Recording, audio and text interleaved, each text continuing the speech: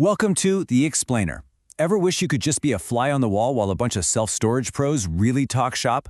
Well, today's your lucky day. We've taken an hour-long, closed-door meeting and boiled it down into a 5-minute playbook, full of stuff you can actually use. Okay, let's just get right to it. We're starting with the big one, right?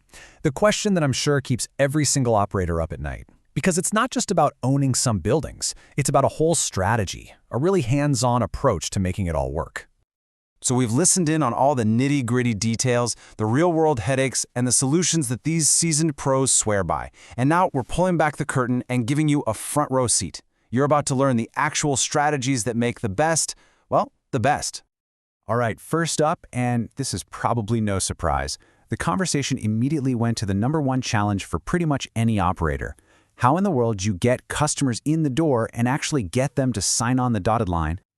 One of the first things that came up was how people use platforms like Sparefoot, and the experts were all on the same page. If you treat it like a set-it-and-forget-it thing, you're just going to be frustrated and feel like you're wasting money.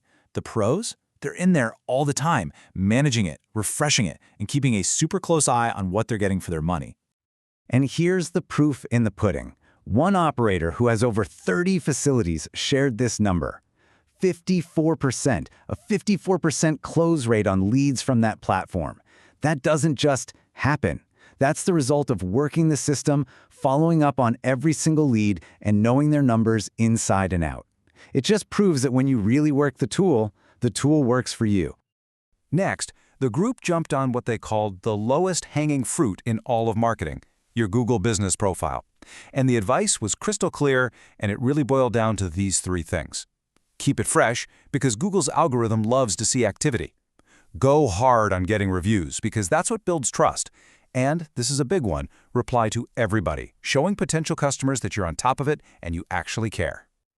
And this just nails it. This is the crucial takeaway. It doesn't matter where the lead comes from, Google, Sparefoot, a sign on the road, none of it means a thing if your manager doesn't act on it immediately. This quote from an old school operator just says it all. Nothing, and I mean nothing, is more important than jumping on that lead the second it comes in.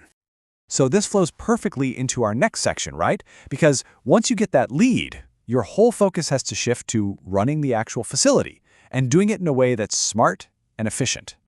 When somebody asked what reports a manager absolutely has to look at, the group didn't list off 20 different things. They focused on 3. The management summary to see if you're making money, the lead funnel to see if your marketing is working, and the occupancy stats to make smart calls on pricing and your unit mix. Think of them as the vital signs for your business. But here's the warning label that came with that advice. An operator put it pretty bluntly. If you're not tracking where your leads are coming from accurately in your software, then all those reports are basically useless. All your big decisions are based on bad data. It's that simple. Garbage in, garbage out. So what do you do when your reports tell you, hey, you've got a boatload of 5x5s that nobody wants, but there's a waiting list for 10x20s? Well, the pros had some really clever solutions. You can actually combine units either just on paper or by literally knocking down a wall. You can even hire pros to come in and change out the doors. The whole point is to make your facility match what people actually want to rent today. The discussion then shifted gears, moving from the day-to-day stuff to the long-term game.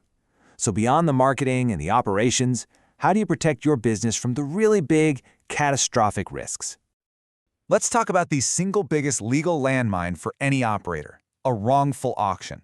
The experts were super clear on this. Your #1 shield is a state-specific lease that has been vetted by a lawyer who actually specializes in self-storage. Not your cousin who does real estate, but a real storage lawyer. It's not an expense, it's the best insurance policy you can buy. And for anybody working with partners, the advice was just as blunt. They said your operating agreement is the single most important document you will ever sign. It has to be incredibly detailed, spelling out who does what and, most importantly, planning for every worst-case scenario before it ever happens. And this quote pretty much says it all, doesn't it? A great partnership isn't built on just hoping things go well. It's built on a rock-solid agreement that already knows how to handle conflict before things ever get messy and emotional. So after that whole hour of intense conversation, what's the one big idea that really ties all of this expert advice together? Well, it really just comes down to a different way of thinking about your business. This is it. The big takeaway from the entire meeting was this. Successful self-storage is not a passive investment. Not anymore. The best people in this industry are what we're calling proactive operators. They're hands-on, they're always learning, they're managing every little detail, and they are protecting their business from the ground up. So, we brought you into the room, you heard what the pros had to say, and now the ball is in your court.